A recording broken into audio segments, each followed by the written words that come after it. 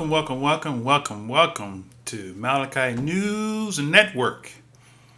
And I left off the previous video where we talked about Donald Trump's call to the Secretary of State in Georgia when he pleaded and begged for votes so that he could overturn the election. Now, I want to continue in the second half of this video because there are some things in here I wanted to point out that are very key to what's happening right now, because on the 6th they're going to go before the Senate to secure the election for the president and vice president elect. So what I want to do is I want to play this video and I'm gonna comment. This is right after our wonderful and most capable elect vice president put her fists in the face of Donald Trump before the whole world. Bald-faced, bold abuse of power by the President of the United States. Now, with concerns that President Trump may try to remain in office after January 20th, all 10 former living secretaries of defense, including the 2 that served in the Trump administration. Okay, this is what I wanted to talk about. These 10 secretaries of defense: Ashton Carter, Dick Cheney, William Cohen, Mark Esper, Robert Gates, Chuck Hagel, James Mattis, Leon Panetta, William Perry, and Donald Rumsfeld is telling the president, stand down, maybe you should resign, go home, retire with your lovely wife, and let that be it. Wrote an op-ed saying efforts to involve the U.S. Armed Forces in resolving election disputes would take us into dangerous, unlawful, and unconstitutional territory. Now, today, President Trump, Vice President Mike Pence, and President-elect Joe Biden will all campaign in Georgia. Anthony? Ben, thank you. Okay, now what I want to do, I want to go to this next video. We're going to begin with this. Not that one, this one here. The president's actions are splitting the Republican Party on Capitol Hill. At least a dozen GOP senators are vowing to challenge President-elect Biden's win on Wednesday, citing... Okay, here's what I want to point out. You got to see these Republican people. These people do not care about you. You people that voted in Michigan, Pennsylvania, Wisconsin, and Georgia, these people don't care about your votes. All the efforts and the energy you spent sitting in the standing outside in long lines and COVID-19, they want to throw all your votes out because they want to flip this election, and they're coming with election fraud that has not been proven. They have tons and tons and tons of affidavits, but affidavits are not proof. They're like allegations. You say this happened. I've seen some irregularities. Okay, there's are irregularities all the time. Okay, what I'm not saying is that there's no perfect election, but what they're saying is that all of you people in Pennsylvania, and pardon me for saying you people, but Pennsylvania, mainly the black folks that voted Donald Trump out of office, Pennsylvania, Philadelphia, Pittsburgh, Michigan, Detroit, Wisconsin, Milwaukee, and Georgia, Atlanta. These are the cities where the blacks got together and with the Democrats and voted Trump out in those swing states. So these are the people that you want to mark, because these people are in it for themselves. They're not in it for you. They are showing their support to Trump because Trump does have a base of people that supports him. So these people want to go on the record to say, I vote for Trump. I'm a Trumper. I'm a supporter of President Trump. They're not supporting the Constitution, because guarantee you, if the election had went the other way, these people wouldn't be saying nothing. Okay? So you have Josh Hawley from Missouri. You have Senator Ted Cruz from Texas. You have Ron Johnson from Wisconsin, you have James Langford from Oklahoma. You have Steve Daines from Montana. You have John Kennedy. John Kennedy, how about that? From Louisiana. Is he related to the Kennedys? I'm not sure. Maybe he is, but then you have Marsha Blackburn from Tennessee. You have Mike Braun from Indiana. That's the KKK capital. When I was in Chicago, in corporate America, I mean, those guys there wear the suits and ties. They are the corporate elite, white supremacists and KKKs. They were one of the reasons why I left out of corporate America, because they hate strong-minded black men. Okay, they don't mind you being passive and soft. When you become a thinker, and when you are strong-minded, you are a threat. And that's the mentality. And I feel sorry for you people that's in Chicago, that's in corporate America, you, especially you black men that are looking to excel in your careers. So you have Cynthia Loomis from Wyoming. You have Robert Marshall from Kansas. You have Bill Haggerty from Tennessee. And you have Tommy, is it Tommy Trump? Tommy, I can't see his name, from Alabama. Tommy, let me Baseless conspiracy theories about the election. Tommy Tuberville, I think it is, from Alabama. These are the people that's standing against your Constitution, okay? And I know you say, well, they're not against the Constitution, therefore free and fair elections. This is unprecedented. We've never had an election where anybody went beyond the first week without conceding. Okay? So they're not for the Constitution. You're deceived. As Nancy Cordes reports, other Republicans say the move is dangerous for democracy. This is so obviously beyond the pale is probably not even the way to describe it. Republican Adam Kinzinger joined legions of Democrats Sunday condemning the president's call to Georgia's Secretary of State. It's fundamentally an effort to overthrow the government of the United States. The controversy did not appear to deter.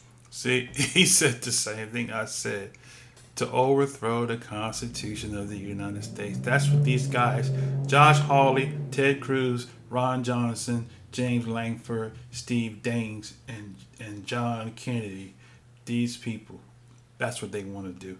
Deter the dozen Senate Republicans and many. Marsha Blackburn, Mike Braun, Cynthia Loomis, Roger Marshall, Bill Haggerty, Tom Tuberville. These are the people you need to vote out of office. And if you are a Republican and you love the Constitution, you should rally up against these people and vote them out. They need to be gone. Done. Right? Many more in the House who plan to contest the Electoral College results in a joint session of Congress on Wednesday. And we've seen in the last 2 months. And Ted Cruz here, he was a candidate for the president in the 2016 election, and he and Trump couldn't get along, and Trump used to call him all kinds of names, and now he's his friend. He's supporting him. What's in it for him? His own self-interest, because he knows Trump has a base that as long as he's on the good side and the base sees him as a Trump supporter, he's got that vote, right? You Trumpers that have a conscience, let your conscience guide you through this process and see right through this attack on the U.S. Constitution. Unprecedented allegations of voter fraud. Texas Senator Ted Cruz is now leading the push for an emergency 10-day audit of election returns from 6 states, citing public mistrust in the results. But it's mistrust senators themselves have stoked with baseless claims of fraud. There is voter fraud. There always is. We had one witness talk about 42,000 people voting twice in Nevada. So, Ron, I did a video the other day on Ron Johnson. People, witnesses saying it's not proof, right? Where's the proof in the allegations? If you notice, I did a video about a week ago where they actually contested this theory about Dominion voter machines and all of that. The Dominion people sued Newsmax and OAN News Network, the far right wing news network. They sued them, and they came on. I think it was Newsmax came on and made a statement to cover themselves. Okay. The other issue just really because is you the have fact somebody that the courts, say it didn't make it true. On Sunday, as members of Congress. See, that's what Chuck Todd. That was on Chuck Todd's Meet the Press. He said just because somebody says it's true doesn't mean it's true. Okay. If there's no proof, if the glove doesn't fit, then you must acquit. Were sworn in, some Republicans tried in vain to talk their colleagues out of the plan. Nebraska's Ben Sass. This is bad for the country and bad for the party. Okay, so there goes one that has a conscience. Look at him. Ben Sass from Nebraska's got a conscience. He said this is bad for the country. Bad for the country and bad for the party. Not just bad for the country, but bad for the party. Because what? You Republicans that have a conscience, y'all going to watch this, and it's going to become another party within the Republican Party. It already has begun. I'm not a Democrat. I'm not a Republican. I'm for right. And if the Democrats are wrong, I'm going to tell it. If the Republicans are wrong, I'm going to tell it. Because if Democrats, once they go into office, we're going to have some news report.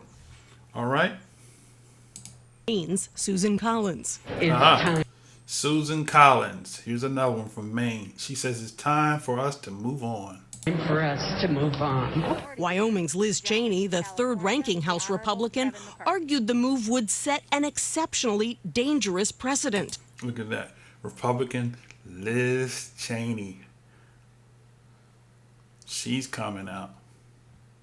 It will set an exceptional dangerous precedent. They have us properly distanced. But not old sellout Mike Pence. The Christian man himself, he was a Sunday school teacher. And you preachers that try to tell your people to abide by the laws of the land and pray for those in authority and all of that, but now you're hypocritical because you are teaching your people to disobey the Constitution. With all these telethons, and the list goes on. This newscast is not about them, but I just wanted to mention that in passing. But Vice President Mike Pence blessed the effort Sunday. He will preside over Wednesday's joint session, which could last all day. We're going to spend a lot of quality time together on Wednesday. I'll be there. I'll be there, sir. That sounds like a threat to me. Maybe he's stuck in a place where he can't move. He don't know what he got himself into. Oh, we're going to be here all day. I don't know who that is. If anybody knows who that is, leave a comment down in the video. I'm not sure who this gentleman here is. Okay. I'm not that involved. I'm politically involved, but I'm not that involved. I don't know everybody. But apparently he's somebody. Okay. Okay, we'll get through it. In the midst of all this, California's Nancy Pelosi narrowly won her bid for re-election as Speaker of the House in what could be her last term in the House. And this was a nail-biter because the House majority in the House is now razor thin for Democrats after November's election. She needed 214 votes. There were some defections from Democrats, but she managed to pull together 216 votes. Gail? That's right, Nancy. In the end, she was holding up the gavel. Thank you very much. We move on now to the... I like Gail King. She says in the end she was holding the gavel. But that's all I have. I'm going to share for that one there. We'll come back with some more news updates. Please subscribe, subscribe to our channel. We're coming from another angle with the news, the Malachi News Network. There are a lot of news networks out there, and you can tune into our news network, and we're going to give you news from the angle of the Hebrew News Network. Until next time, shalom, shalom, shalom.